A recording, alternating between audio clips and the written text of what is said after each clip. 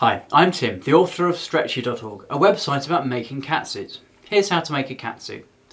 You need 2 tape measures and the person who's going to wear the catsuit. That would be me in this case.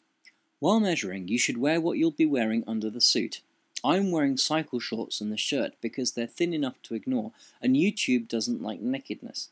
I'm keeping one end of the tape measure fixed by treading on it so I can pull it taut while reading, and I'll be using the other measure for various circumferences on the way up. Now I like catsuits with built-in socks, and making your lowest leg measurement from your ankle bone, where I'm pointing, makes it obvious how to join the foot measurements on later.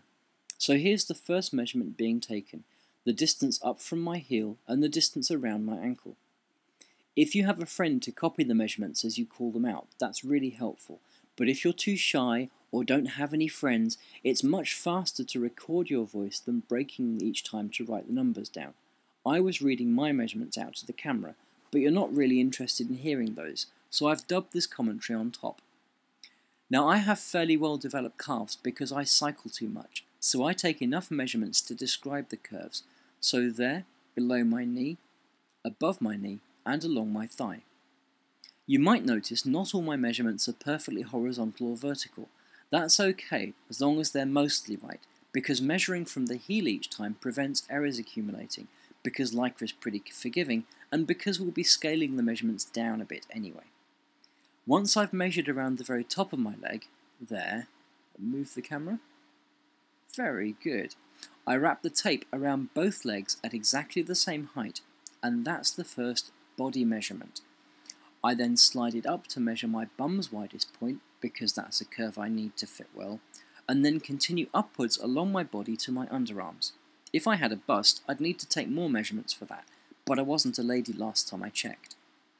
Doing this measurement takes longer than the video. You can see I'm cutting because I didn't want you to get bored, but the good news is you only need to take your measurements once unless you gain or lose lots of weight, or make a catsuit making video. You can take them more often, of course, if it gives you the jollies, but please keep your tailor-related roleplay fetishes between yourself and your partner, because I'm not interested.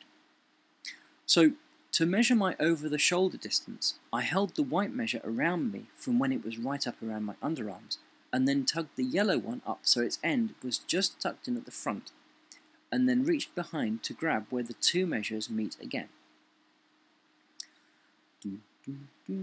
Very good. Now, around my neck, and read that carefully off the measure. Very good.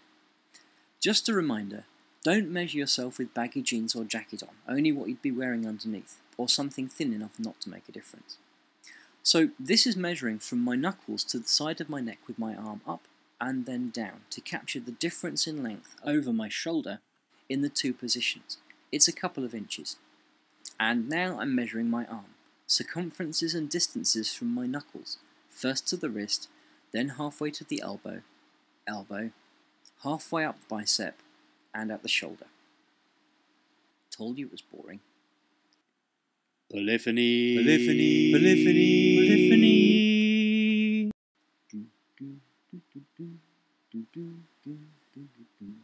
You could get your friend to measure you as well. That would be even more fun, especially the inside leg. Here I'm measuring my foot from my ankle bone. You remember the first leg measurement was just above the bone. Stop that. To my big toe. If I were picky, I'd worry that the ankle bone is higher than the inner one, but I like to make the sock a little loose so my toes aren't squished. And now measure the width of heel that I stand on. That's called a T-square, and you get them in art shops for technical drawing. This is a weird measurement.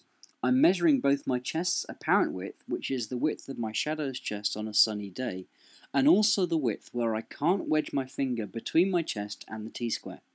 For convenience, I only measure half widths, and for me it's 18 cm half shadow width and 9 cm half wedge width.